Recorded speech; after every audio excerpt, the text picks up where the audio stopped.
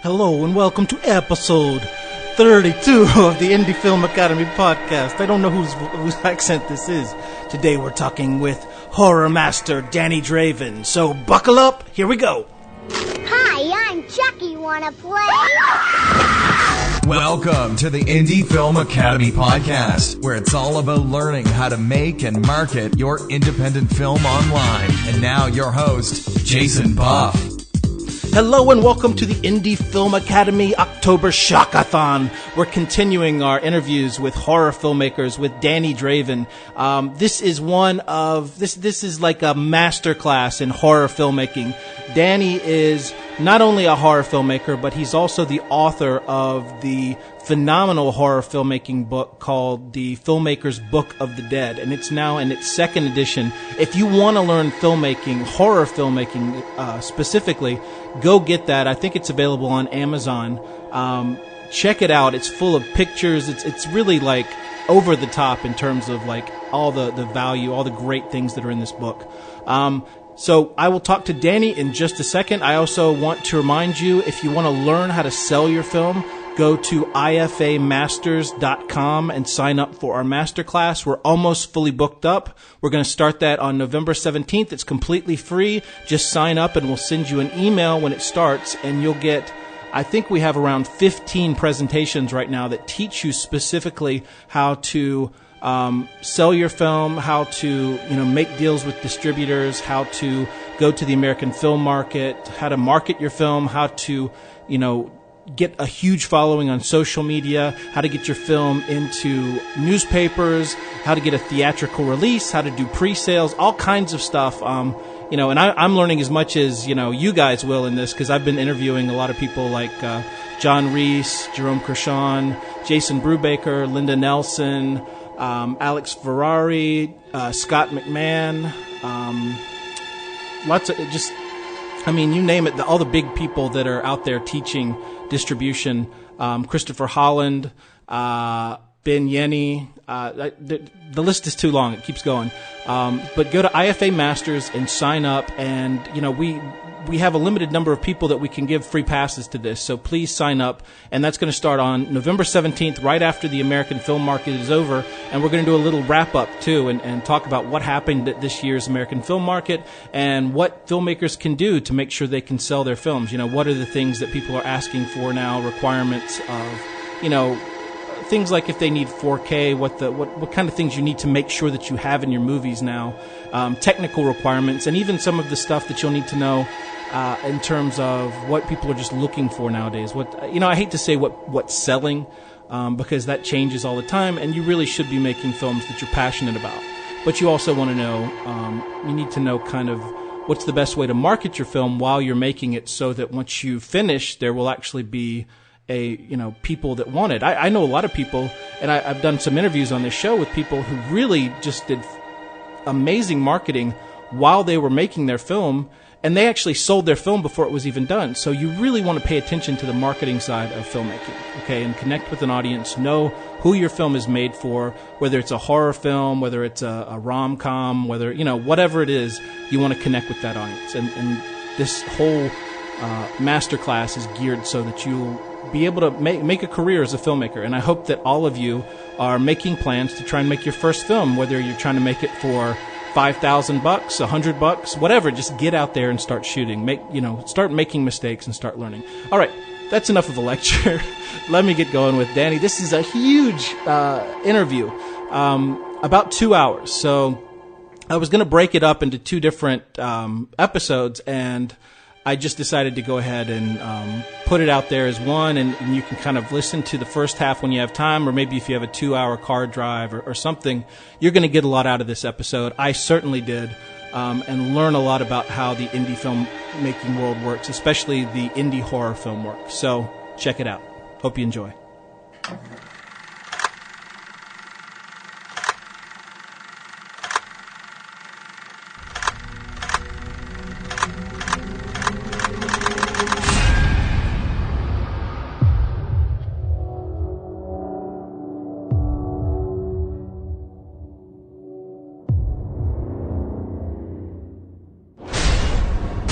Should be up here on the left, and there it is. Dum, dum, dum. Be sick. Good job. Yeah, slow down, slow down. You sure this is it? It's gotta be. This must be the entrance. There we go. This place isn't so creepy. Why don't we explore a little bit? Sounds good to me. Oh, you feel the temperature change? It's like old files. Ugh. I wonder what happened to all these people. Like, where do they go? Oh my God. Those fingernails? Who knows who's down there? What the hell was that? It's coming from that room. I don't hear anything.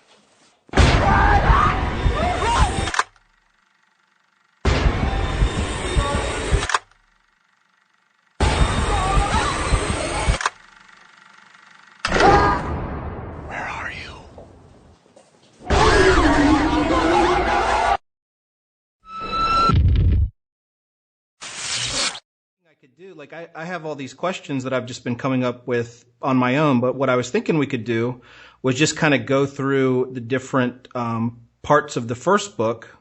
Going strictly on the table of contents, and just kind of do a brief description of kind of those different aspects of making a horror film, and then just kind of go from there, and just use that as the framework. Yeah, and obviously, sure. I don't want you to go, so far into it. I mean, the thing that I found is that usually the more into it you get, the more interested people get in, buying the book and Sure. Mm-hmm. Anyway, I did have one guy I talked to not too long ago who was like, yeah, if you read my book, I'll tell you all about that. It's like, come on, dude, give me something. No, I hear you. No, totally. I'm happy to. I don't do that. You just ask me whatever you want and I'll tell you whatever comes to mind. If they buy the book, great. If not, it doesn't, when I get a $20 royalty check in the mail, it doesn't, it's not about the money. So it really isn't. But this book, the first edition is actually very simple. I mean, the second edition is just enhancements to the first. So it's only, it's about 140 pages more than the first edition. And a lot of that is just newer interviews, and a lot of the information has been updated. So the chapters are all really the same. I think I only added really one. It's just the information was updated considerably because it was out of date, because it was 5 years old. But, right.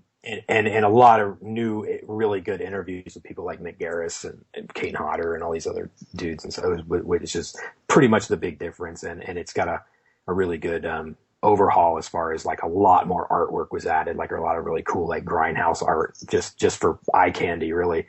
Yeah, and stuff like that. So it is by far the definitive best edition of that book, and probably the last. And it'll has a hardcover edition, which is really cool. I mean, it's kind of expensive, but they do have a hardcover one which is kind of cool for it. But anyway, yeah. So so whatever we talk about with the book, it's very similar to the second. It's just more updated, is all. Well, I mean, that might be a good jumping in point. What do you consider the major things that have changed from the first book to the second book? Technology and distribution mainly, because the filmmaking process is really still, it has been kind of the same for 100 years. It's just the technology has changed to the point where particularly in my book, it has to do, what I changed was the distribution chapters, which that's different with digital distribution and everything, and particularly some of the stuff in the production, because the cameras have gotten better, bigger, smaller, and shoot higher quality. Right. So yeah. I think it's just mainly the technology stuff in the book is the biggest update, and the interviews, because I added about maybe 10 people, I think, but I mean they're really good interviews because these guys are working professional filmmakers. I mean, I got Mick Garris and I sat down and had a great lunch, and we had this like 2-hour interview, and I think in the book it's like 8-9 pages in there. Really good, insightful questions. I had an awesome interview with big time composer John Ottman and editor. And that's like a 10-page interview. It's really good though. and John Debney, the composer John Debney, and Tibor Takas, the guy who directed The Gate and Spiders 3D, and he did a really good one too. Because I know him. I edited a movie for him years ago for Sci-Fi Channel, and I remember when I was editing it with him, he was checking his phone and he was making Mega Snake at the time, and he was showing me some of his he was showing me some of his storyboards, and I was like, because we were just sitting in the editing room, like, oh, that's pretty cool, this is pretty cool storyboards. So then, like, literally, like, well, I don't know, it's 8 years later when I decided to interview him, I was like, hey man, do you still have those Mega Snake storyboards? Because those things are really well done, and I should put those in the book. And so that there's this one scene where the snake eats this guy, and it's the exact storyboards that they did for the film. So you get his interview, and then you get, like, 6 pages of these really beautiful storyboards that they did for it, and then you get some frame grabs from the movie how they actually shot it, and that's cool. And yeah, just stuff like that. I got a really good interview with some other producers, Mark Ordesky and Jane Fleming they did Exists, the big Bigfoot movie that Eduardo Sanchez did. They were producers on that, and there's Mike Mendez. He's in there now, director of Big Ass Spider. And all right, yeah, exactly. Yeah, he's a great guy. And oh boy, Kane Hodder, Michael Berryman. And I think I'm probably missing a few people, but anyway, it's one of the things that people really enjoyed about this book is the interviews, and especially from the first edition. I mean, all the information there is great anyway, but the interviews really kind of drove it home for people, because you're hearing really good advice from people who are actually working professionals in Hollywood. Right. So it was a favorite in the first edition, so I decided in the second one I just want to add a lot more. So that's what we did. Do you have the same interviews from the first book as well, or is it okay? Yes. No, because I know you interviewed James Wan in the first book, right? Yeah, he's still in there. All the I think you want to keep him in there. That's I interviewed him before he, back when he was making, like, I think it was the first Insidious or something like that. It was a while ago when we talked, but right. So he did a really good interview, and everybody's the same. It's I think I had to remove one person because it was just what they were talking about was, like, so outdated that they got removed. But other than that, it's all the same people plus 10 or 12 people that I've added. So yeah. Is there anything that kind of sticks out at you, like something that just kind of blew your mind with an interview, or somebody who just kind of, like, said something to you that you didn't really know beforehand, or I don't know, just kind of like, sometimes you talk to one of these filmmakers and it's just like, oh wow, that's something. Yeah, sure. Really... Sure. Absolutely. I mean, when I was talking to, say, like somebody like Mick Garris or somebody, and I'm asking him specific questions about how he directs actors and what his process is like and all that stuff. I mean, it's different for everyone, right. But his answers were very insightful, and not all of them made him into the book, but the ones that did, I thought were the most insightful ones. And it's just really, even as the interviewer, I mean, I'm like, oh wow, that's interesting. That's how he works. And then I see how somebody like Tibor works, or what Kane Hodder was thinking when he decided to play the character of Jason, and what he did to make it a scary character. And he would answer that question and right. Things like that. Because the guys like Kane Hodder and even Robert Englund and Michael Berryman and all the guys that have played monsters, I always ask them what their process was like as an actor to really develop that character. It's because it's all great horror movie monsters are more than just a guy sticking a mask on or a guy in a glove. There's a lot more behind it, and to understand their process was very insightful. And that's what I think you get when you read these interviews in this book, is you really see, like, wow, Robert Englund really, he really had a method to how he portrayed Freddy, and same thing with Jason, and same thing with Pluto, and Hills Have Eyes, and all that stuff. So it's a fun conversation. It's just kind of like two guys out, sitting at a bar having a beer, talking about their making movies, and that's kind of the style of the interview. But Right. Can you share a little bit about of that? Like what or just the whole concept of directing actors in a, horror movie, whether it be the good guys or the monsters or whatever. The whole idea of directing the monsters for I'm sorry, what do you mean, like the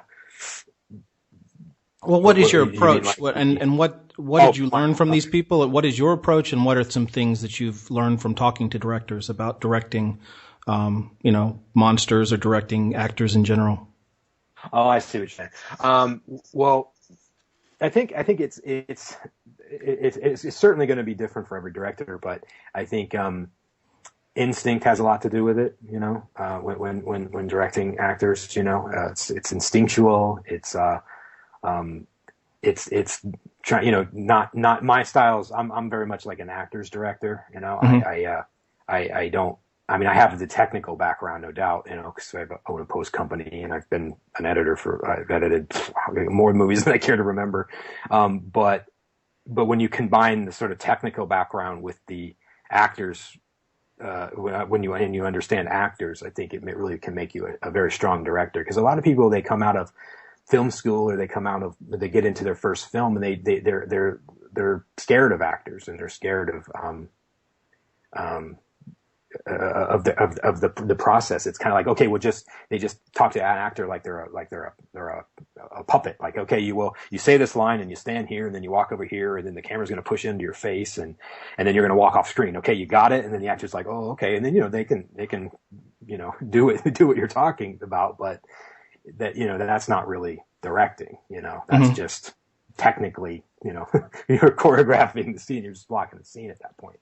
So, my process has always been to really take care with the actors and to really spend a lot of time with them and just be there for whatever they need, because and give them what they need from a director so they can play the scene properly and have the technical understanding to communicate that to the crew and to the DP.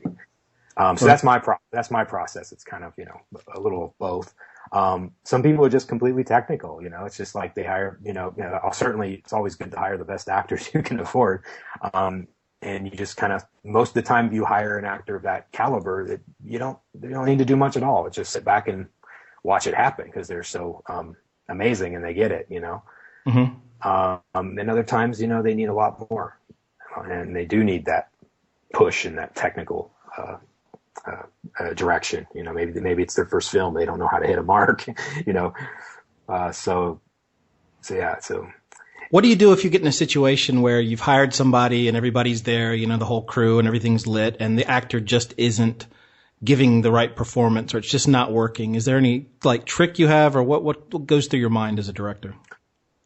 Oh, well, I think if everything, if you're on the set, everything's lit and the actor's coming out and it's, a lot of times it's the first time a lot of times there's no chance, especially in low budget movies, there wasn't really any rehearsal. It is the first time that you're doing the scene.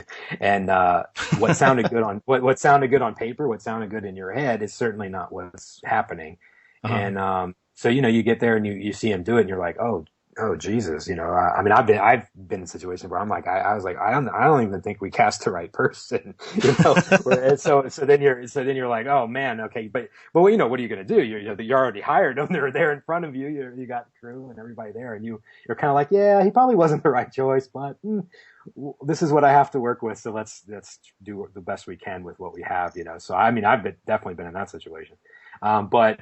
I think, if you're in a situation where an actor's not giving you what they want, the best thing to do is to, pull them aside, don't talk in front of the whole crew, but to pull them aside, talk, and talk to them about what you're certainly don't criticize, don't yell, don't be an ass, but is to set the person aside and just tell them what you're looking for in the scene and don't over-direct them. Just tell them what the intention is in the scene, how their characters relate to one another, maybe, what the scene is about, and let the actor be the one that interprets what you're saying and adjust their performance based on that. The worst thing you can do is to go up to an actor and give him a line read. No, I want you to say the line like this, you know, or I mean, right. the actor will look at you like, you little douchebag, you know what I mean? Like, Right. you know, they're not puppets, you know, they're not marionettes, these are not people that you can just, you know, program, you know. So a good directing is just really understanding the process, their process, respecting their process, and being able to communicate to them in the actor's language. And if you can do that, you'll be, you know, the actors will love you forever, and two, you're gonna have a great performance. And the worst thing you could do in that situation is to try to go out there and act it for them. It's like, no, okay, let me show you how to do it. And then you go, no, you come over here, and then you say this line, you say it like this, and then you turn around. You know what I mean? It's like, Right. That's not how it goes. So yeah, I mean, I guess that would be my sort of advice for handling a situation like that.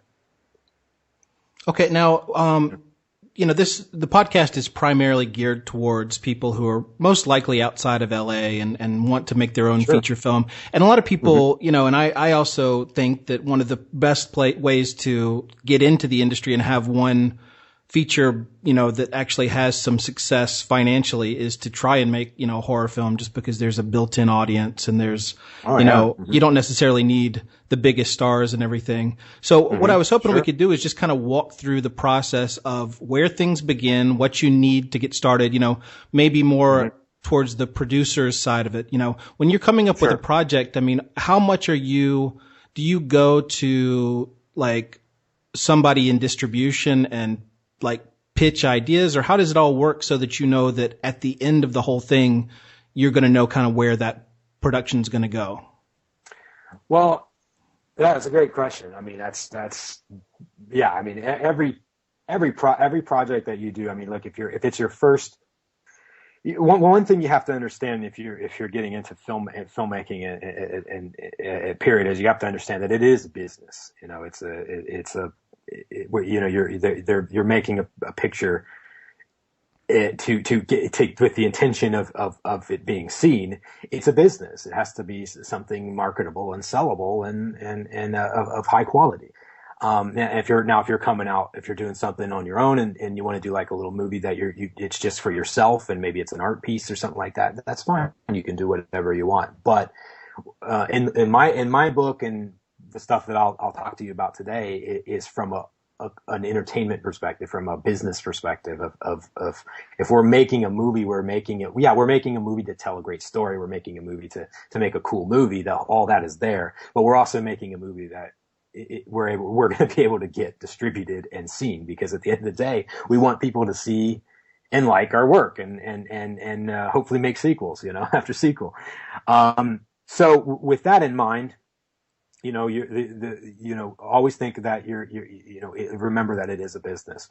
So start out with something that, you know, horror is a great genre to start in, no doubt, because it's kind of an evergreen genre. It's something that has always been successful at the box office. I mean, you know, whether people, you know, turn their nose up to it or not, the fact is that horror does extremely well at the box office. And, you know, that can be seen with movies like The Conjuring or, you know, how many other horror movies that have come out that have just really done well. Mm-hmm. So, you know, if you're starting out, I think that, coming up with an original great concept, to start with. And, you don't have to, it is a good idea to think about distribution and think about where you're going to go with it, you know, early on, because you don't want to get too far into pre-production or production and start not even knowing what genre you're in. You're kind of like, well, I'm not sure. It could be a horror comedy. It could be a comedy. It could be just horror. You really want to have a definitive plan. Okay, we're making a low budget slasher film. We're making a zombie comedy. Okay, and then you know what you're making. You do your research, you do your homework, you watch, you see all the films that have been made on the subject, who they've been distributed by, that sort of thing. And you really come up with you really know what's out there and what the market's like, and and you make the film. You know, I mean, Now, let me ask one quick question. Sure. Just out of curiosity, where's the primary place that you do research of that nature? Is it IMDb, or is it just, do you have some other place that you see, all the different horror films that are releasing, how much, who's the distribution company and all that? Is it just IMDb, or is it, somewhere else that you look for that? Well, there's a lot of places that you can look, especially with the internet. I mean, certainly the IMDb is a great resource.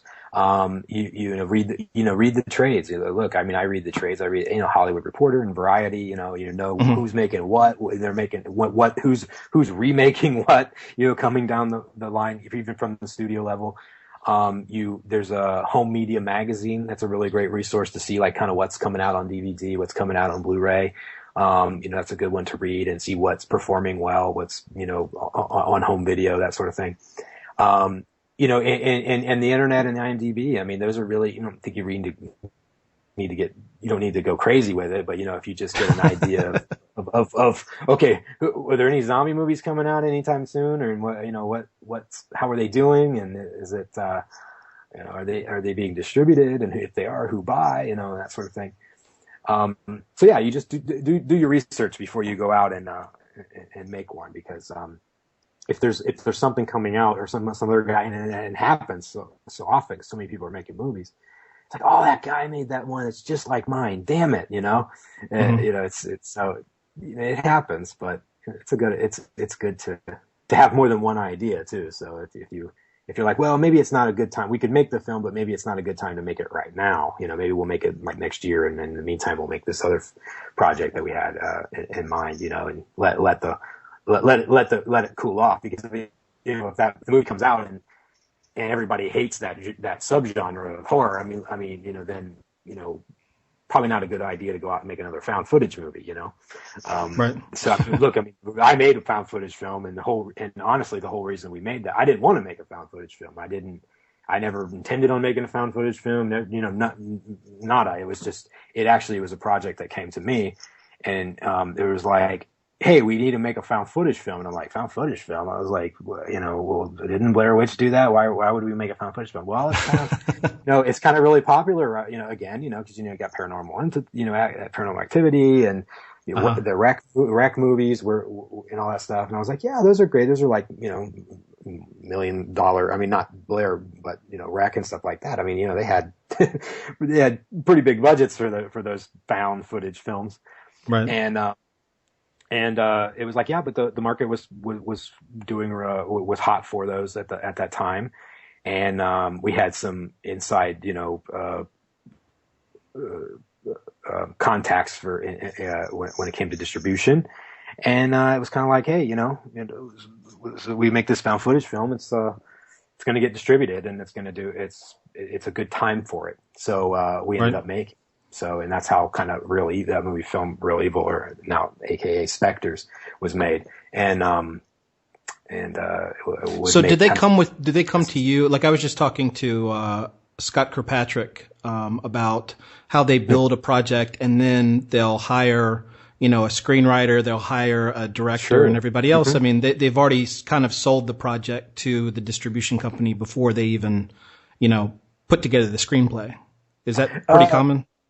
No, I don't think it's, I don't think it's common on the low budget kind of level. I don't think it's that common to really sell the project, like sell the project as far as like distribution, rights. I mean, and then go make the movie. I think it used to be like that maybe back in the 90s and stuff, where they would sell foreign, you sell these, pre-sales, based on artwork, like Full Moon used to do back in the day. It'd be like, hey, here's an artwork and a title. You guys interested? And then they'd be like, yeah, we love it. And then they would, advance most of the budget that they would need to go make the film. But these days, especially on the lower budgeted level, it's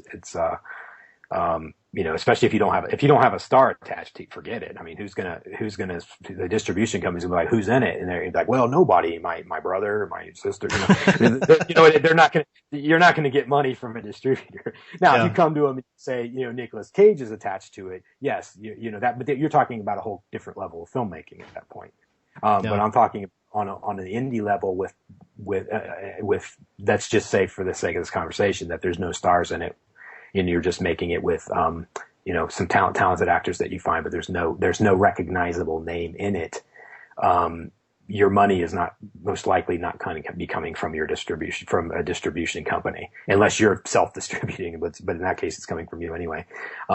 So it's not common. It's more, what's more common is you. Is the company, the distribution company is often, sometimes on the lower budget stuff, the distribution company is often the financing company as well. So it's kind of their own project anyway, but they're the one making the decision on what kind of movie they're making. I mean, like Full Moon, for instance, Full Moon Pictures. I mean, they're kind of their own distribution company, and they went out, especially now, because they have fullmoonstreaming.com, which is where they stream all their latest projects. But I mean, that whole business model is kind of like, they make their own product and they distribute their own product. They make a new film and it comes out through their website, their streaming website. And that's a big thing now too, with like the Vimeo in demand and all that stuff, is you can go out and make a film and put it up on a site like Vimeo on demand, and you can send people there and they can pay to stream your movie, or they can pay to download your movie. And it's a great distribution method, but you can lead the horse to water, but you can't necessarily make them drink it. You know what I mean? Right. So you still have to have a higher quality product for people to want to go there and stream it and buy it. So right. Did I answer a little bit of your question there? Yeah, no, it's perfect. I get obsessed because I always try to put together this magic formula for, I've talked to some people that work in distribution, and they're just like, yeah, man, it's just so oversaturated now. And I know all these people who have lost tons of money because they went out and they made these, horror movies for like, $500,000. And then they got to the distribution and it was like, they just lost everything because it wasn't like the right thing. So one of the things that I try to help people with, and also myself, is like figuring out, maybe we can talk for a second about, budgeting and how much money, more or less kind of what things are, should be priced at, because I know people who go out and make their first movie for, $100,000, $200,000. And, I've heard other people like, just do it as cheap as you possibly can, because at the end of the day, if you don't get distribution, then you haven't lost your shirt, Yeah, so what is your take on that in terms of just like budgeting? Say if somebody in, middle America, whatever, is like, wants to make a horror movie and wants to try and like maybe take it to AFM or something or whatever, what kind of advice, what kind of budget range, how should that all be broken down when they're first starting out and trying to produce a film? Yeah, sure. I totally answer, but just to add to your distribution comment, about the people who've lost money. I mean, believe me, I know so many people that have lost a lot. Including myself. When I've pulled out the credit cards and done the whole thing, and been in massive credit card debt for films, for years, trying to pay them off and for shit that wasn't even fine. It was just stuff I wanted to pay for out of my own pocket to make it better. And I didn't even own the rights to it, and I was paying for stuff. I mean, it's just really stupid stuff like that early on. But people have lost a lot when it comes to distribution. So, when it comes to, thinking that, okay, well, we're going to spend all this money, but we're going to go out and we're totally going to get it distributed. Especially now, it's just not like that anymore. It is absolutely oversaturated. It has been for a long time. Your product needs to stand out if you're going to even have a really good chance of a really good distribution deal. And just going out with some friends and shooting a slasher over the weekend, and you max your credit cards out for $40,000 or whatever, you really can't expect to be getting that back. I always say, look, don't invest, don't invest more than you can afford to lose, because it's a very, very big possibility that you'll lose all of it, or you might get it distributed, but you won't necessarily get the money back. I mean, because when a distribution company takes over your movie, they might give you a little bit of an advance if you're lucky. They give you a little bit of advance, like say, okay, well, we'll give you $2,000 of the advance, and then you'll never see another dime ever again. And that's happened to me on films that I've done. And it's like, the company goes out of business, and it's like, hey, what happened? What happened to those guys? Oh, they changed the name of their company again. And it's like, oh, well, we need to see statements. We need to see a producer statement. No, we can't do that for you. So all the money that you've seen is the advance, and it sucks for the filmmaker, because, at that point, your movie's already been distributed. You can get the rights back and try to redistribute it and everything at that point. But, it's kind of, used goods at that point. You know what I'm saying? Mm-hmm. So, So when you're going out of the gate, I mean, it's just really be careful with the amount of money that you're committing to something, and I think you'll live a happier life if something doesn't work out the way it's supposed to when it comes to distribution. But going back to your budget question, you asked me what some budget tricks are for somebody coming out. Definitely. Well, first of all, is to spend trying to spend as less money as you possibly can. I mean, you really have to kind of don't be annoying, don't be a moocher, but whatever, you have to sit down on a piece of paper and write down all the things that you, your friends, your family have available that you can use for free. Then what you do, you sit down and you say, okay, well, I have my parents' house. I have a lake. There's some public lands that nobody cares if we shoot there. There's that old abandoned building that we could totally shoot at. We have a boat. We have a car. We have my mom's a teacher, and maybe I can shoot at the school or something like that. So you write all those things down on a piece of paper of all the things that you have for free, and it can be other things too that you can put in the scene, like Uncle Bob has a Lamborghini, or so and so has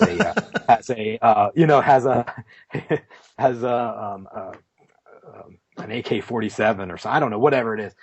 And you write all those things down, and then what you do is you look at all that stuff, you put it up on a board, and you can look at all that stuff and say, what kind of movie could I make with all of these things? What kind of story? Or maybe I already have a story. So if I already have a story, can I look at all those elements and say, how can I incorporate all that into my story? Can my story take place at that house, at that on that boat, in that car? Can I rewrite it for that?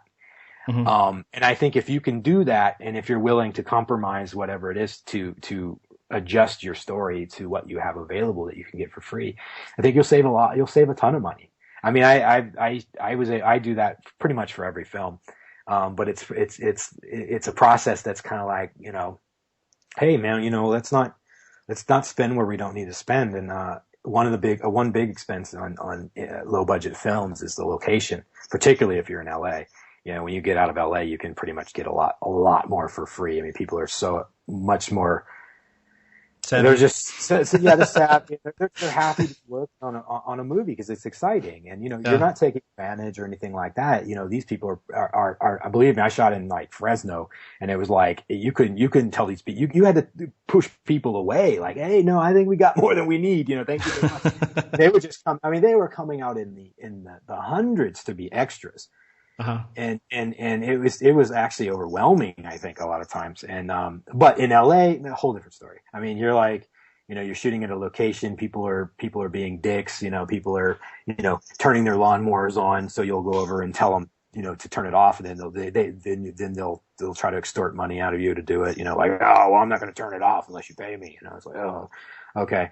I've had people shoot BB guns at me before, when we were at a location, and the AD went over and asked politely if we were shooting a scene in an alley, and we didn't have a permit to be shooting there anyway. But one of the ADs asked them, "Hey, would you guys mind just for like 5 minutes? We need to grab this quick shot." So and they just like went totally like psycho, and they're just like, "Fuck you, but we're not fucking dude." Blah, blah, blah. And they got on the roof and they started shooting BB guns at the crew members.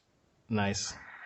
I mean, tons of stuff like that, and extorting money out of us. I've had that happen before. I've had, fire departments showing up and threatening to shut us down unless we paid them, immediately would pay them like, I forget, like some kind of fee to get the permit, but like right on the spot. So it's like, that sort of thing. And, right. Cops, neighbors showing up telling us that their generator was causing health problems and stuff, and they wanted money, and it's ridiculous, I guess is what I'm getting at. But so anyway, I guess what I'm going with that is that if you're shooting in LA, it's probably a little harder to get certain locations like that for free. And but since most people that are probably listening to your podcast are outside of LA, I think you really need to utilize what you have. I mean, the movie making world isn't just in Los Angeles, so if you're living in Kansas or Ohio or wherever it is, I mean, there's a lot of great locations with amazing production value that you can get. So you just utilize all that stuff, and I think you'll save big in your budget. I think that's one of the biggest money savers on a low budget film is the availability of stuff you already own. So now, on the other side of that, what are the things that you absolutely can't be cheap about? Oh, well, that goes without saying. There's one thing you don't want to be cheap about is the quality of your film, and first and foremost, the actors. Don't be cheap with your actors. Pay for good actors, and you will not be sorry. Pay for a good camera. I mean, look, within reason. I mean, not everybody can shoot on the Alexa. Not everybody can shoot on the Red Web, but if you have, but now, the film that Sean Baker did, he shot on an iPhone 5S with an anamorphic attachment, using a $9 app or an $8 app, and it got a theatrical release. You know what I mean? I mean, there are other ways to do things. But, and then you have the Blackmagic Pocket Cinema camera, $1,000 camera. You have, the Alexa has a Mini now. The Alexa Mini just came out. I was looking at that this year at the NAB show. And, there are other options, but don't be cheap with your camera. Don't be cheap with your camera. Don't be cheap with your key crew members. And what I mean by that is your DP, incredibly important obviously for the look of your movie. Don't be cheap with lenses. Don't be cheap with the camera. Don't be cheap with lenses. Don't be cheap with the DP. Don't be cheap with production design. Put the money on the screen, at all times. I think if you just go into it and say, look, if where I'm spending money in this budget, I need to make sure that this money is going up on the screen. So, if I'm spending money for silly stuff, see if you can cut that stuff back and redistribute that money into something that the audience is actually going to see on the screen, and that can be anything that I just mentioned, and more, Right. So, I mean, don't be cheap on that stuff. It will show. It definitely will show. And post too. Don't be. Oh my God. Don't be cheap on your post, and don't say I'm going to fix it in post either, because as an owner of a post company for 10 years, it's kind of cost you a hell of a lot more money to fix it in post than it would have been to get it right the first time. And a lot of that has to do with sound. Usually sound is probably the biggest problems that I have coming into my post company. People that just hired the worst sound people known to man, and it's just like a disaster. They usually, so don't be cheap. Man, right. It's not good. Well, that's one of the big things that I think a lot of people don't understand. And I always try to hit that over the head, as much as possible in terms of sound. People will be like, oh yeah, we've got, this amazing 4K camera and whatever. And it's like, yeah, that doesn't really matter at all. If you don't have good sound, if you don't have a good DP working the camera, if you don't have all the things, you know what I mean? So I always try to make sure that people understand, and I've heard from some people that the sound guy and the the catering guy are sometimes the most important guy on the set, you know. Don't be cheap. No, I mean, look, don't be cheap with your food too. I mean, you really don't. I mean, you really got to get, you know, these people are coming there and working hard, and you got to take care of as a producer myself, you got to take care of your people. Definitely do not, the whole like, okay, hamburgers for everybody and there's Coke in the thing. That's not a proper diet for, you know, most people. You know what I mean? You have to, you know, spend the money into feeding people and giving people options and to what to eat on set. You know, don't take everybody out to McDonald's. That's not catering. You know what I mean? That's actually quite that's punishment. It's punishment. You know, but I was going to say something else there. You were tracking on something there, and I had it in my head, but then I went off on some stupid McDonald's rant. So, what you were talking about. Well, sound and catering, you know, being important. Sound and catering, but the DP too. I mean, look, I mean, here's one of the biggest things I see happening too a lot of times is that these cameras have become so amazing and so cheap that oftentimes filmmakers will just say, man, you know, what do I need a DP for? I'll just shoot it myself. You know, we just point and shoot. You know, we'll just use a zoom lens. We'll point and shoot, and it looks good to me. I turn the camera on. You know, the cameras can shoot in with a candle on in the room, and it actually still looks pretty decent. But that's not, you know, that's not cinematography. That's not, you know, real filmmaking. You really want to get somebody in there that's dedicated to that department. Right. You know, and not the director, because I've DP'd and directed before, and so it's oh god, it's crazy. But you know, you really want to hire a DP that comes in and can really give you the look that you want and makes the right lens choices and give you something, because it will absolutely show in your movie when you're done. I mean, you can tell. You'll look at a movie and be like, yeah, the movie's not bad, but you know, God, they must have shot it all with the zoom lens, or they just shot it with some cheap lens, or you know, that they just kept moving around. But then you see another film that could be, you know, shot on the same camera, but you're like, my God, this looks fantastic. What did they do? Oh my God, they were using they had this amazing set of prime lenses that they were using, and a really good DP that actually knows how to light. You know, that's one of the things I learned from Mac Ahlberg. Mac was a guy just so those of you who don't know, Mac Ahlberg was he was a DP that I worked with on 2 films, and he shot Reanimator and House and Beverly Hills Cop 3 and all these big Hollywood movies, big horror movies. He's also worked with Stuart Gordon a lot. And anyway, Mac and I were good friends, and he shot two movies. But I remember, for me, and then he shot 2 movies, and we used to talk all the time about cinematography. And he goes all the way back. He was a really older guy. He goes all the way back to Ingmar Bergman. He shot one shot in The Seventh Seal, Ingmar Bergman's movie, and he was so proud about that. And of course, that's like freaking legendary movie to even be involved in that. Anyway, one of the things I learned from him was he always would light. His first film on digital, I think, was with me. I may be mistaken, but I think it was with me. And he would light the digital like it was film. And it would look so good. And he, you know, and it wasn't one of those things where he just would flip on the camera and be like, well, we're seeing an image, so yeah, that's great. That'll work. So it was really cool to watch him work on how he still lit the digital like it was film and gave it the right exposure and everything. And the stuff really looked fantastic. But I mean, you know, to get a guy like that is special, but now, I mean, you know, you just got to really make sure that you get somebody on board who's going to do a really good cinematography job for you. Cause I'm telling you, man, it shows so much, you know, when you don't have that, you know. Right. And so yeah, spend the money on that. Now, who are the key, when you start working, you know, we're still a little bit in pre-production. Who are the people that you really are kind of like your, you know, who do you go to for like putting together the budget, and who are your key kind of players, and who do you need, even, you know, talking about, you know, lower budget features, but who would be the people that you needed to kind of like to make up your team aside from the DP, but like people like the assistant director, production manager, or, you know, who? Sure. Mm-hmm. Anyway. Yeah.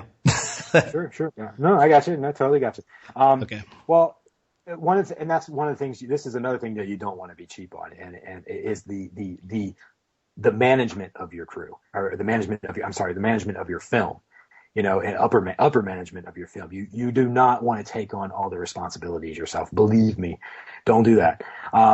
Delegate as much as you possibly can afford, particularly when it comes to having an experienced line producer, particularly when it comes to having an experienced UPM, a unit production manager, particularly when it comes to having I'd say those two. If you have those two, you're already doing pretty good at that point.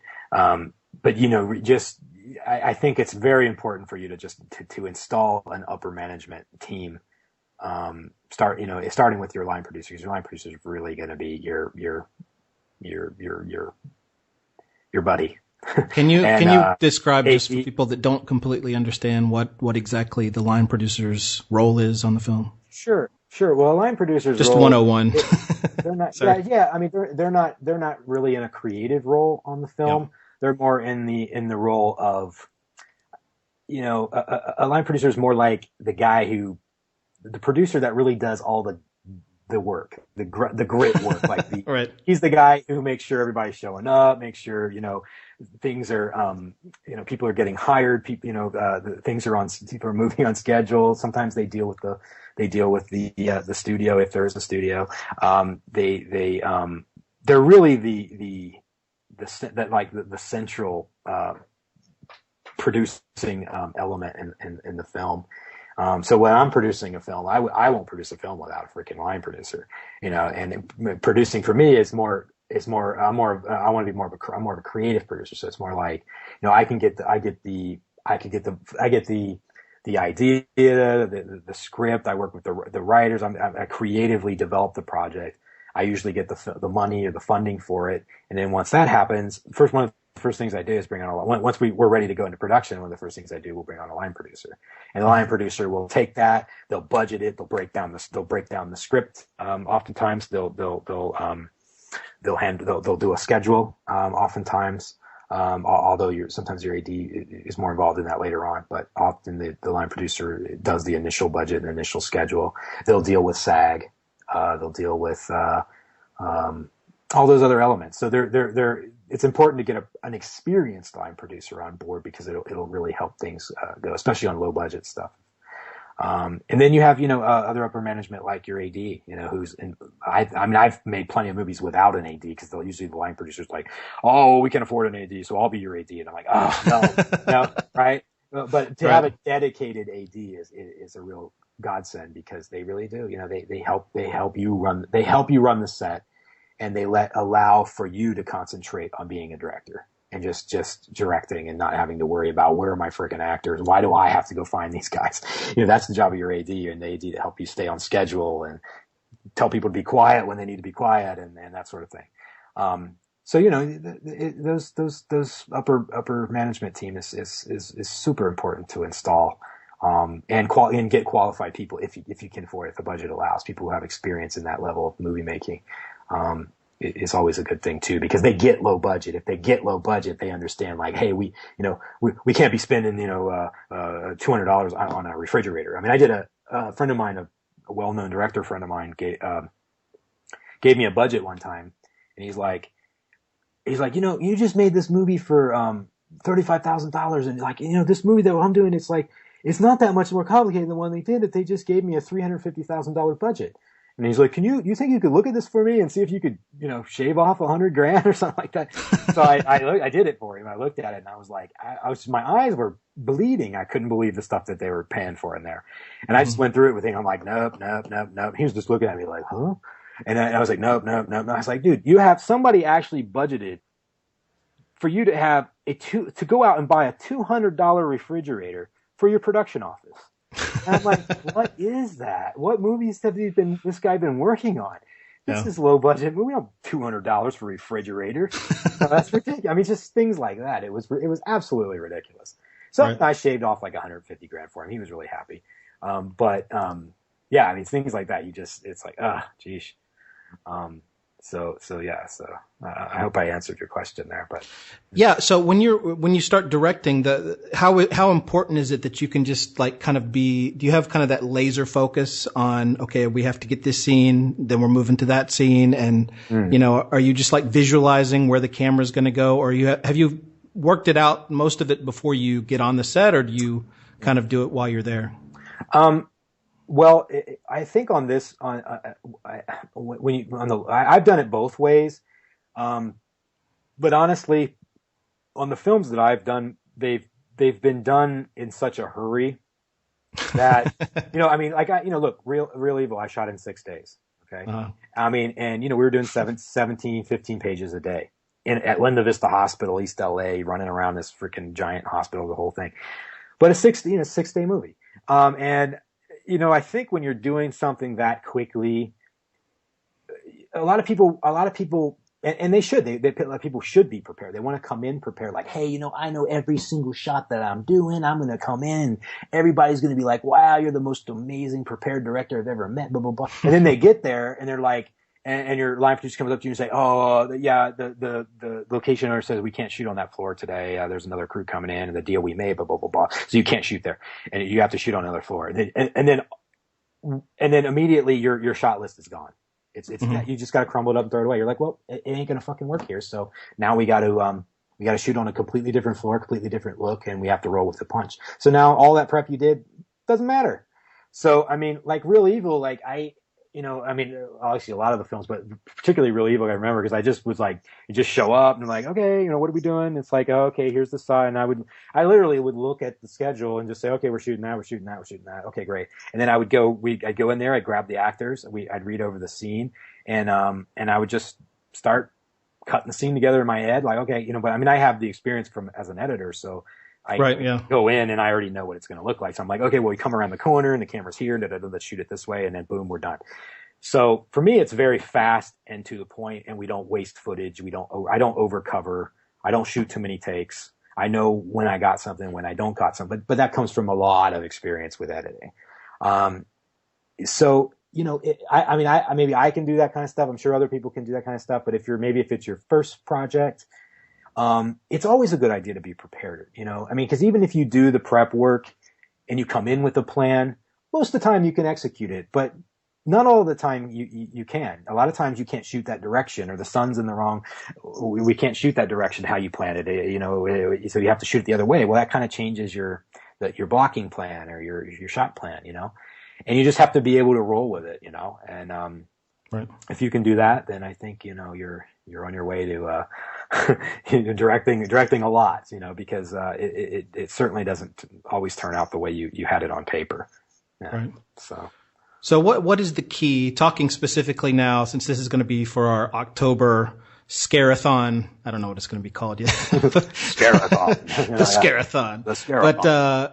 But, what is the key to, horror is very different than every other genre, because you have to really affect the audience. Like you have to scare the pants off of them, and if you're a successful horror movie, you have, maybe not jump scares, but you have to scare people. What do you think are kind of the key ingredients for creating a successful horror film and making people feel like they got what they wanted to out of it, scaring them or whatever?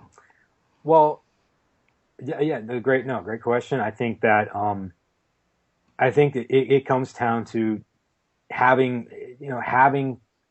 characters that you really care about that are compelling, and that people that you want to watch, people that you're gonna actually give a shit if they're coming up against a monster or a threat of some kind. So that definitely number one is your story and your characters. But as far as like the monsters and things like that, look, monsters like well, not really monsters, but somebody like a Leatherface or a Jason and Freddy. Those guys have been around for a long time for a reason. They were compelling horror movie villains. That's why they've lasted this long. Mm-hmm. And I think if you can come up with a monster or a disease or whatever it may be, that is compelling enough to do a lot of sequels, hopefully, that you should go with it, But, really, I know it's hard now though, it is hard, because there's, seems like everything's been done, but right. that doesn't mean that, you can't do enough.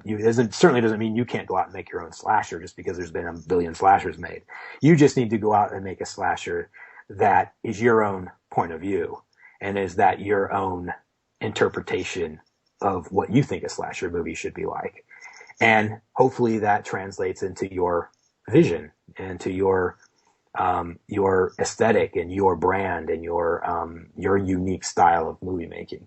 So I think if you look at it from that point of view, you can't really, you might be able to get inspired and say, hey, I always wanted to make a slasher on a submarine, or I wanted to just like a slasher in a treehouse, or whatever the hell it may be, and I have a unique way that I think is going to work for doing it.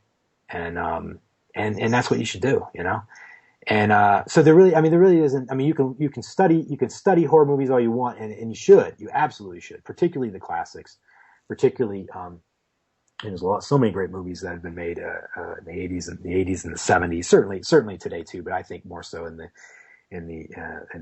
earlier years, but, do you have any specific films that like stick out that kind of really affected you? Oh yeah. Look, when I made, Stuart Gordon was a big influence for me because he was my directing mentor, really. We made a movie together many years ago, and $35,000 movie called Deathbed. Stuart Gordon Presents Deathbed. We were going to do a whole series of these things. Stuart Gordon Presents this and that, and then the whole deal. But the first one we made together, and he was the executive producer, and his name was above the title and the whole deal. And I just watched a bunch of the outtakes from that because it's on YouTube. Is it? Behind the scenes footage of you guys shooting that, which is really kind of cool. Yeah, that was a fun one. It was fun, but I learned so much on that film. It was so, we shot it for $25,000 and it was posted for 10, and we shot it, this is pre 24p. So like, this is before like the cameras were like they are now. This is when we would shoot on digital video, we'd shoot on DV cam, and we would film look it.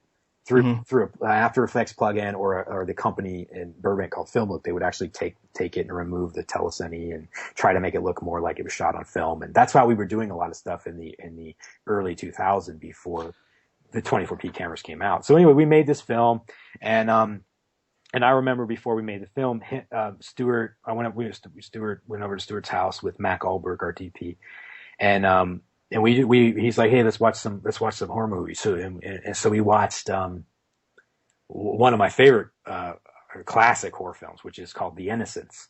Mm-hmm. And, that's a really great one for you to watch. And then I think I've seen that. What is that? Who's in that? That is, what's the lady's name? That is, it's a black and white film.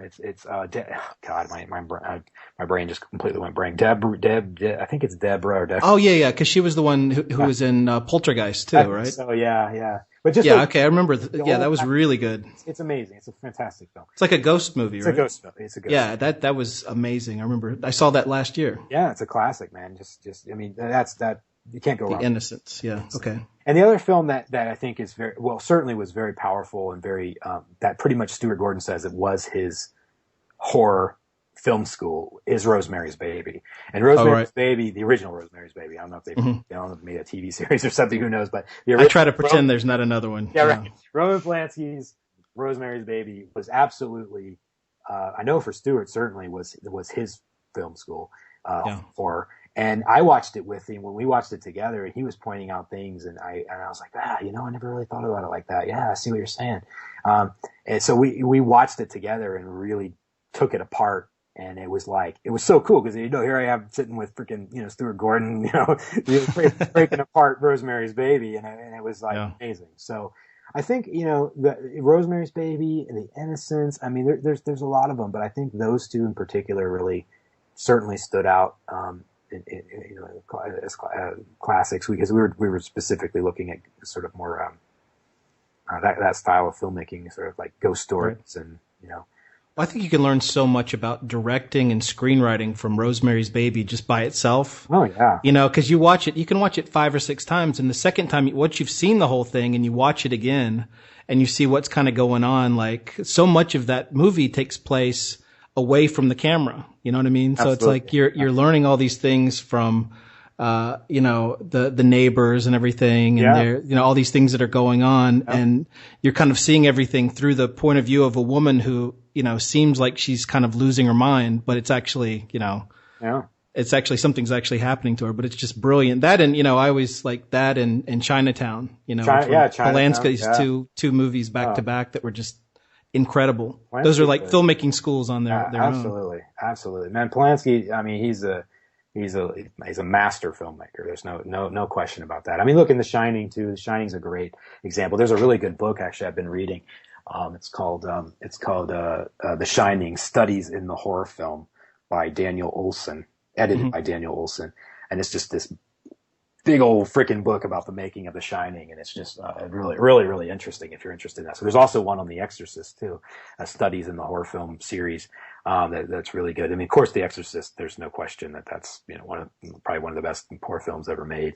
But I mean, The Shining and, one film that I was talking about it last night, is a film, called The Entity with Barbara Hershey. It's one of the films that scared the freaking shit out of me. It was really scary. And The Changeling is an amazing, not this Angelina Jolie thing, the Changeling, the classic, one with, George, the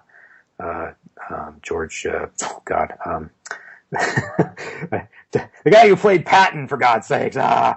George C. Scott. Yeah, George. Anyway, so but he's in this film called The Changeling. Oh man, it's such a great ghost story. Just classy and just gothic, just awesome film. Really amazing film. But I mean, you know, I mean, we could go on all day about that. That's a whole nother podcast, I think. But this is so important to do, is to really look at these films and really study these classics. And certainly Hitchcock. Hitchcock is probably one of the best film schools that you could ever have, is to just watch Hitchcock and study Hitchcock. I mean, it goes without saying that, you know, right. That's a good one too. So yeah. So let me, let's move slowly, just so, I mean, I know you don't have a whole lot of time. No, I mean, just whatever. I'm here for you. So just let me just keep. Okay. Well, we'll be here for another 4 hours. No big deal. Just kidding. So moving into, let me ask you something about, just the actual creating of creatures. Mm-hmm. Do you go to just like a creature workshop? How is the creatures designed? How does that whole process work? And who owns, I mean, at the end of the day, say for example, you create, you know, you've got a screenplay, you've got this character, you have, you know, artists working on it or whatever. Do you own that creature after they create it? Does the company that make it own those rights? You know, sure. How does that all work? Well, yeah, it's going to be whoever owns the film. I mean, because you're creating a likeness of a character. So I mean, you know, you're creating say it's a I don't know, some kind of weird pumpkin creature or something, well, not pumpkin head, but I mean, some kind of, whoever designs that, I mean, if it's in the film, I mean, whoever owns the rights to the film is going to own that likeness of that creature. I mean, of course, it depends on how the legal paperwork was all worked out too. I mean, maybe they could have licensed the image, but they didn't necessarily own it. You know what I mean? Right. But more than the chances are that whoever made the film, the producers that made the film, are the ones that actually own it and can license it out and make T-shirts and, you know, masks and all that sort of thing. Because I've actually had masks made from my film Dark Walker. They made 2 masks out of it, 2 Halloween masks, Dark Walker 1 and Dark Walker 2. Of course, there was never a Dark Walker 2, but they made a mask called Dark Walker 2, and you can look it up. Actually, if you look it up on it's a fantastic mask. I saw it. I was doing research. It looks way better than the one in the movie. and it's like man, that should have been the creature in the film. What happened? So. But I mean, if you can just buy one and make part 2 real quick with one that you buy. Well, actually, you know what's funny is I was in I traveled to I think it was in Indonesia, and I had I found, you know, I'm always interested. I'm very interested in foreign horror. I love foreign horror films, particularly Asian horror. But I found this film and I picked it up off the shelf, and it was some Indonesian horror movie, and I was looking at it, I was like, oh, it's some kind of weird ghost movie thing. So I flipped over to the back and I was like, what the fuck? They had bought the mask for my movie Dark Walker and used it in the movie as if that was the creature in their movie. And then on the back cover, there's a picture of the mask, the guy wearing the mask, and then, you know, they just added a little blood on it or something to make it look a little different, had a different suit. And I was like, what the hell?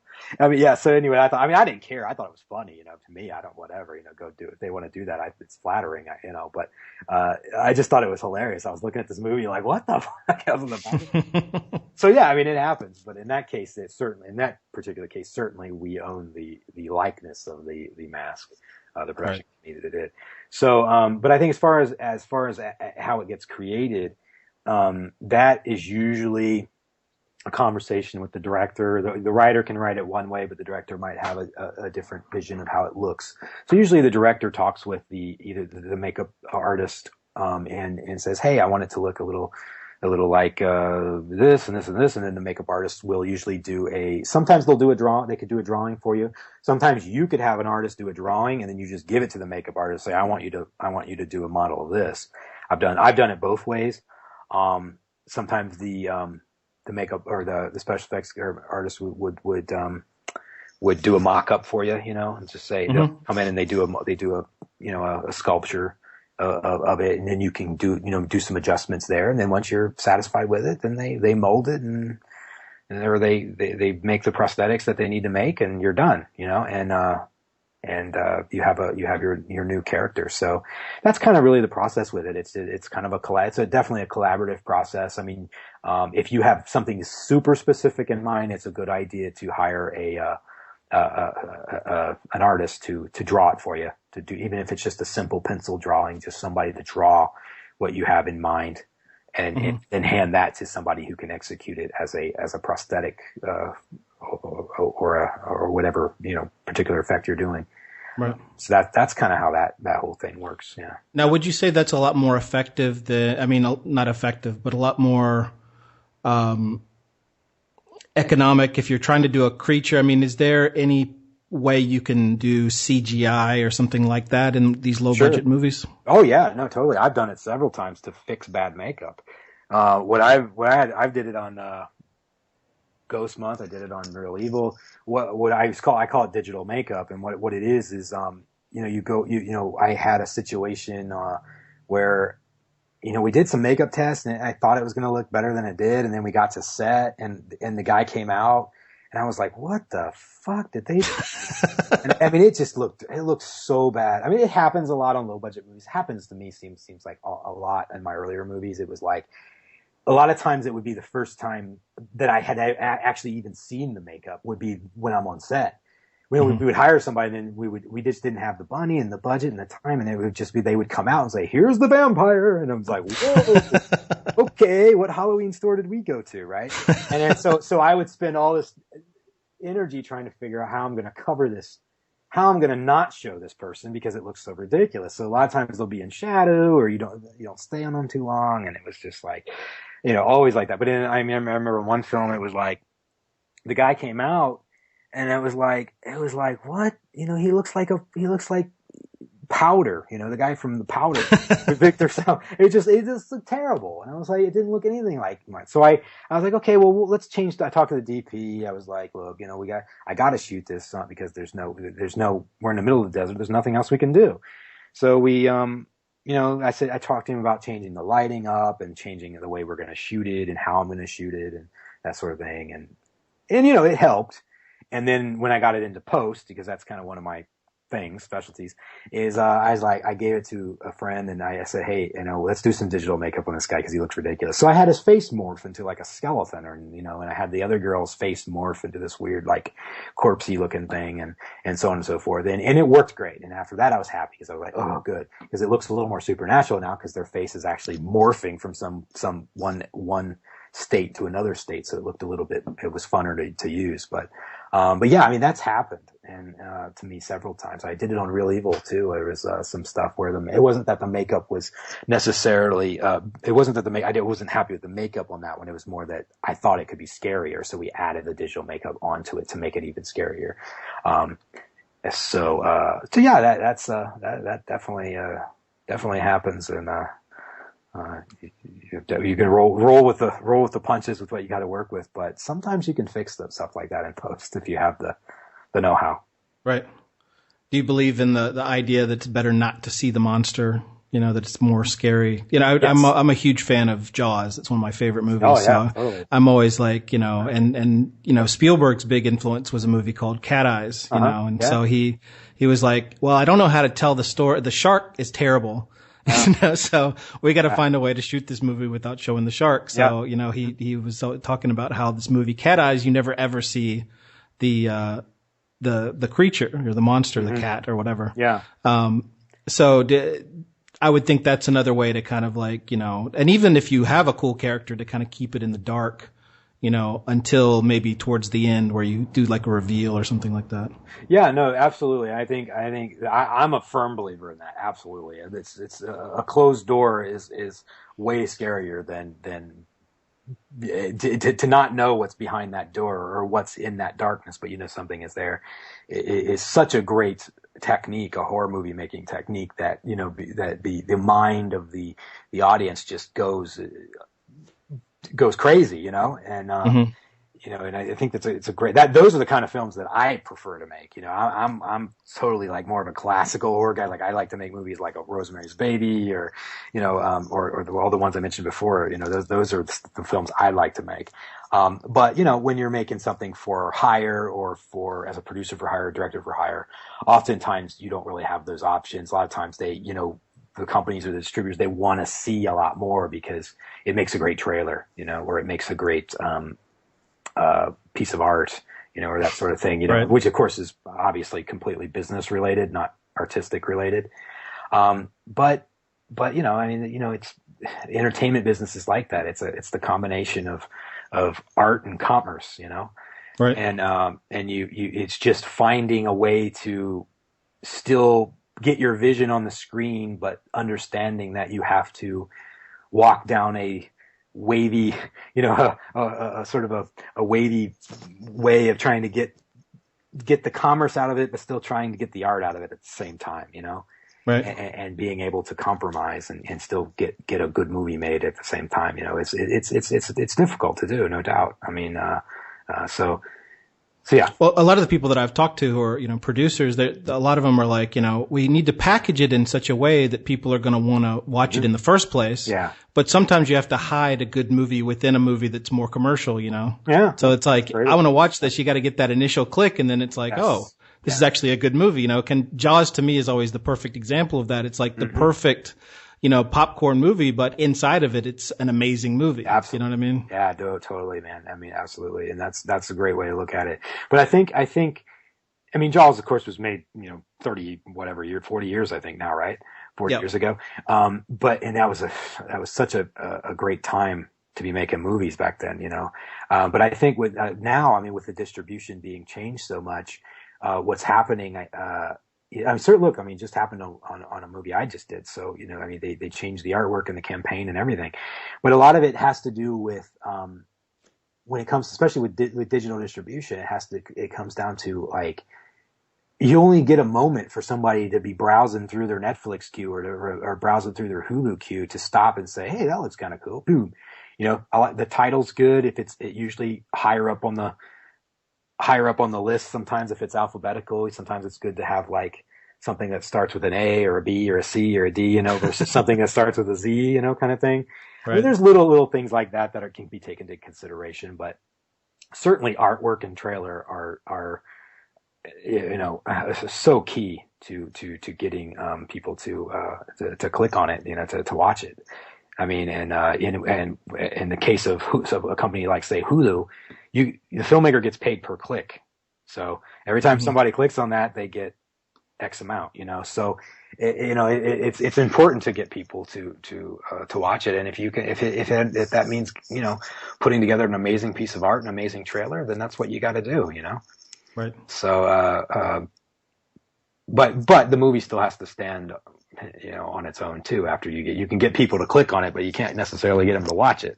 So you still got to make a good movie. But if you can have a good trailer, a good movie, good art, you're on your way, Yeah. It just seems like nowadays, especially with Netflix, if you go into the horror section, it's like they put all this money into the graphic design of the poster, and then you start watching it, and it's like, oh yeah, this is terrible. It's like they just kind of made it. I mean, it must have been bought as part of like a larger package or something, but the movie just completely, there's nothing to it. It's badly shot. So, we've gotten into this world, I think, where it's almost kind of like social media. People are trying to figure out how to get more stars on things. People are trying to just like get things shared around, but the quality a lot of times isn't there. You know what I mean? Sure. I probably made one or two of those that you clicked. No, you're absolutely right. I mean, you'll click on, look, I click on the stuff and I'm like, what the fuck? And then it just, I'm to the point, that's why I just like to watch classics, mainly. Yeah. But totally. It's, and they're bought as packages. They're bought as other deals or licensing deals with, God, who knows, there's Vudu and, Hulu and Netflix and all these other distributors Amazon and Prime and all that stuff. Yeah. So one of the things that I try to do kind of with, the podcast is, trying to find that kind of line between, okay, there's people, I talk to a lot of people who are just doing purely, art films that are like, stories of tragedy and things that have, and they're probably going to be really good movies, but they're never going to be able to sell them. Right. It's like it's never going to go anywhere. So I'm always kind of like, okay, well, there's got, like the stuff that I write is more, in the horror, monster movie kind of thing. But inside of the movie, there's like stories, characters, and there's like an actual, hopefully, an actual good movie inside of that, So I always try to tell people, try to do something. I mean, it's good to make a movie about, you're growing up in a small town and this and that. But you have to connect somehow. Yeah. If you can connect with your own audience, good for you, go ahead and do that. And that's great. But, you do have to have something that, think about Netflix or iTunes. What are people going to click on? Yeah, absolutely. I mean, again, it's art and commerce because so many people, I know certainly it happens a lot with me when people find out I'm a producer and director or whatever and especially if they're not in the business too, all of a sudden they're like, well, I got a story for you. And then they start telling me their life story about this and that. And for them, it's their own story, but they what they don't understand is everybody's got a story, but not every story makes a good movie, Mm-hmm. So, there's plenty of stories out there like, the time that my boyfriend did this, wouldn't that make it a great movie? And you're just kind of like, well, not really. It's deeper than that. It's a lot deeper than that. And a lot of that has to do, it's going to do with certainly the premise, of it has to be compelling. And the characters have to be compelling. The story, the telling has to be compelling. The writing has to be compelling. Before you even get to all this stuff that we're talking about, you need to rewind and go back to your premise, your concept. And then if you have a great premise and a great concept, then you work up a treatment. You work up a treatment, you work out some bugs, you work up the script. Then you got more time to work on that script. You keep working, you keep chiseling that down to the way it needs to be. And if you know kind of what budget level you're going to shoot it on, then you need to limit your locations and limit the amount of people that are in the scenes. And then once you get that all nice and polished up, give it to a few people that don't read scripts for a living and see what they think. And then do one more pass on it. And then at some point around there, then maybe it's time to start, getting the money to do it and put it in, actually greenlight it and put it into production. But I think a lot of people don't spend enough time on the script. And so I'm certainly guilty of that. I'm certainly guilty of films that I've made that were just like, you're just like, the script's not ready. Oh, well, we're shooting next week. Oh, geez. and, you know, and you try to roll with it like, oh, maybe there's something I can do to make it better, or, you know, and you're like, nah, not really.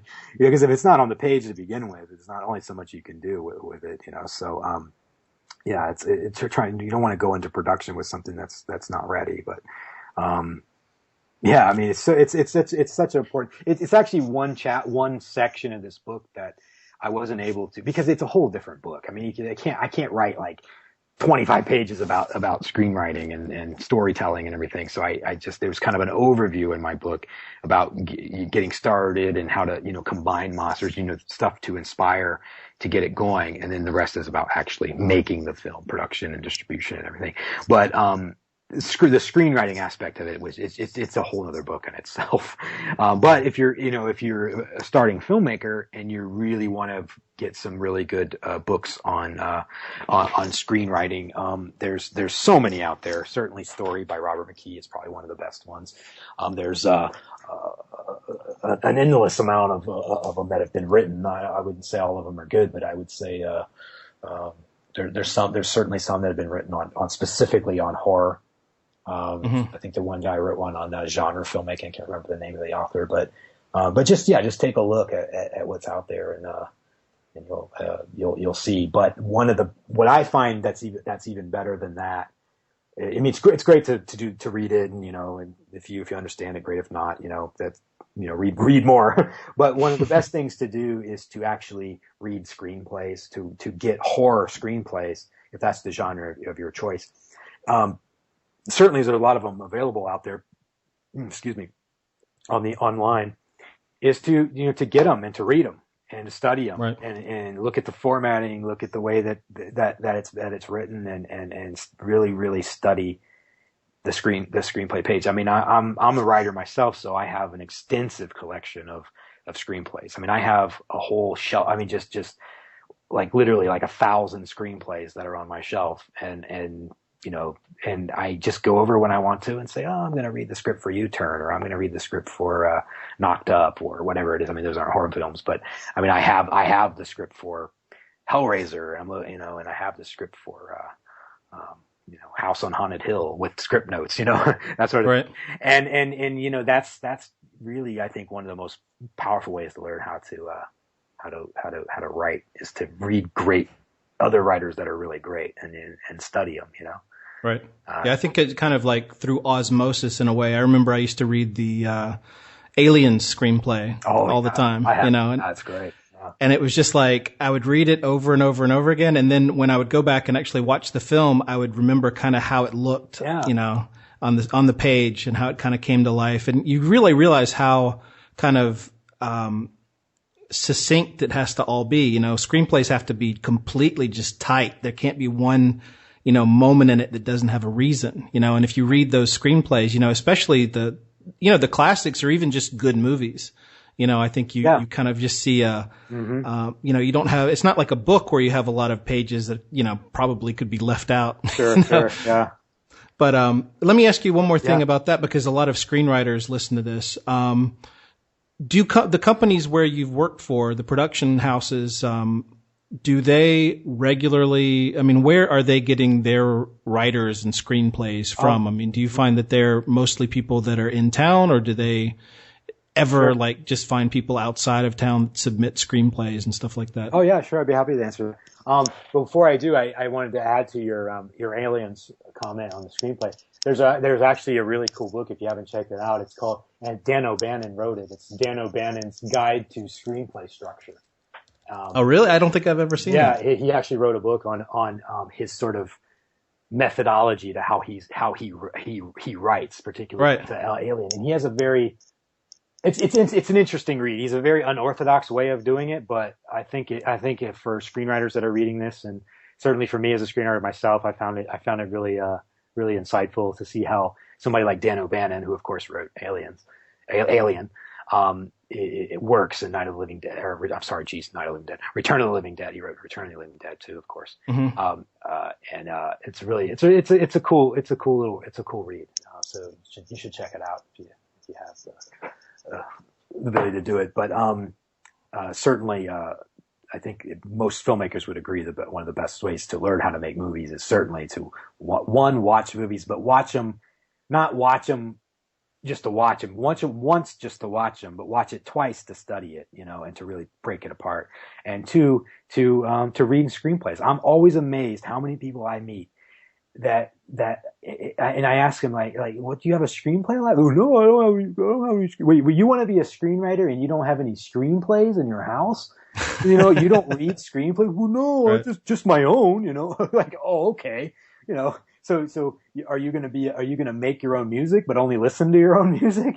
That doesn't make any sense. You have to, if you're a screenwriter and you don't have like either a folder on your computer with a bunch of PDF screenplays that you bought, to read and study, or actually have a lot of screenplays in your own personal library, or if you don't even have a personal library and you're a writer or a screenwriter, it's like, yeah, it might be kind of a good idea to do something like that. I mean, New Market Press is probably one of the most well-known publishers that publish screenplays, and I would highly recommend checking out that particular publishing company. They publish a lot of that stuff, but there's a lot of that out there that you should get out and study. So anyway, with that said, as far as the transition just into the screenwriting question, and I've hired plenty of writers as a producer. Right. Certainly, I hired them for a number of reasons, but usually sometimes it's because I just don't have the time to write it myself, because as a writer myself, usually I want to write it myself, but I'm kind of like, oh God, I just don't have the time, and I need to spend the time on the producing and getting money to even make the thing and that sort of thing. So oftentimes I'll hire a screenwriter, and it's usually it just depends, what it is, but usually on the low budget level of things, scripts are written as work for hire, which means that the writer actually doesn't own it. You're writing it for me as a job.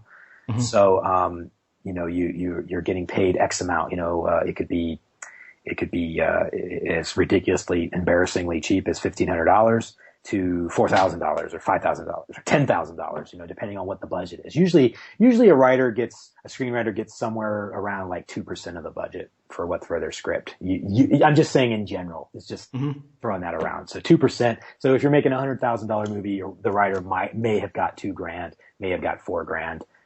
Depending on, how generous the producer is. Me particularly, I'm kind of generous because I'm a writer myself, and I know how hard it is to do that, to write anything and then to have to turn it over, but sometimes you have to do that in order to get it made, especially if you're an unproduced writer, sometimes that's the best way to get started. I mean, if you give me a script and you have no credits at all, and I'm like, well, hey, I can make this movie. We're going to make it for $100,000, but I can get it made. Yeah, you're going to get paid a little bit, but the production company takes it over. They pay you. They own the script, but we actually make the film, and then that helps you get another gig after, that sort of thing. Right. But it just depends. I mean, with the low budget stuff, usually, that's usually kind of a standard case where it's 2% of the budget, or and usually the writer, it's a work for hire kind of situation, Right. And I've hired plenty of different writers, all different kinds of writers, and a lot of times they use alias. Sometimes they'll use aliases for all kinds of reasons. Other times they who knows, what it is, but they usually have a very short amount of time to write it. So usually I tend to hire writers that can write quickly. But with quality, So like, for instance, I hired a writer not too long ago, and I gave him a week to work up a treatment, and then we worked out notes on the treatment. I think he gave him 3 or 4 weeks to write the first draft. So I think he did it in 3. But I've had people do it in 2. And then, and then we would certainly do several other drafts after that. But the first draft, because once you work out the initial story and the treatment and stuff, the drafting part of it can come a little quicker. But, and that's kind of how that process works, at least with some of the lower budgeted stuff. At the studio level, it's a whole different ballgame, just ignore everything I said, because it's a whole different, you're dealing with like executives, and you're dealing with a whole different group of people. So I'm speaking to you just as an independent filmmaker that has hired people to write films that have been made in the under $200,000 range in what a typical scenario may be like. So that's Right. what I'm telling you here. So it's not, so if you're a screenwriter, you're like, oh fuck, I'm going to have to look for $2,000 for the rest of my life. I'm going to be broke and how my kid's going to eat, that sort of thing. Now, that's not the case. But if you're looking to get at something that you have that's already, that you think could be good for a low budget situation, yeah, I mean, you could do something like that. So, Right. But yeah, I mean, I get people submitting all the time for scripts. Oftentimes they're just ridiculously too complicated, or there's just way too many locations and way too many characters to execute. It's usually the case. But sometimes people come in with stuff that's just really well written, well executed, and it's simple. And those are the ones that I tend to like.